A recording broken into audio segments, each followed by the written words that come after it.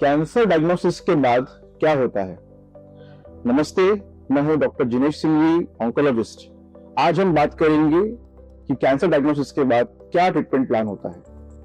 अगर हम ये समझ ले तो चीजें आसान हो जाएंगी। नंबर 1 स्टेप इज डायग्नोसिस, जो कि हम स्कैन्स, बायोप्सी और कोई और मॉलिक्यूलर टेस्ट जो लगे उस पर डायग्नोसिस होता है। स्टेप 2 है स्टेजिंग, यानी कि कैंसर डायग्नोसिस हो चुका है, कैंसर किस प्रकार का ये हमें पता है, बट वो फैला कितना है ये बहुत इंपॉर्टेंट है, क्योंकि उसके बेसिस पे हम ट्रीटमेंट कौन सा देंगे ये डिसाइड होता है। इसको बोलते हैं स्टेजिंग, जिसके लिए हम स्कैन्स करते हैं, यानी कि सीटी स्कैन, एमआरआई या पेट सीटी। नंबर 3 है treatment plan.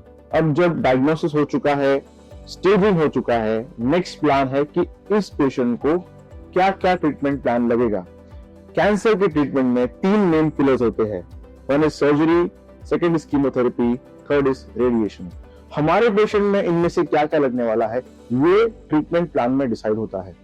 Number 4 is active treatment, यानी कि ट्रीटमेंट का टाइम ड्यूरेशन जो एक पेशेंट को औसतन यानी कि एवरेज 3 to 6 मंथ्स का होता है। इस पीरियड में पेशेंट्स को बार बार हॉस्पिटल विजिट्स, रेगुलर विजिट्स लगते हैं, क्योंकि उसको सर्जरी के बाद फॉलोअप, कीमो के रेगुलर साइकिल्स या रेडिएशन का फॉलोअप, ये time period around 3 to 6 months एक एवरेज है वो लगता है। Number 5 is recovery period. अब ट्रीटमेंट खत्म हो चुका है, अब सर्जरी हो चुकी है, कीमो हो चुका है, रेडिएशन हो चुका है, उसके बाद भी कुछ वक्त और लगता है रिकवरी में, जो कि 6 वीक्स to 9 वीक्स तक हो सकता है।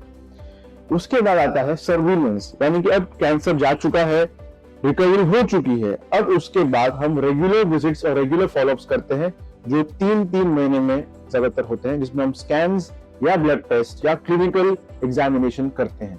हर स्टेप पर हम आपके साथ हैं। ट्रीटमेंट मुश्किल है पर नामुमकिन नहीं।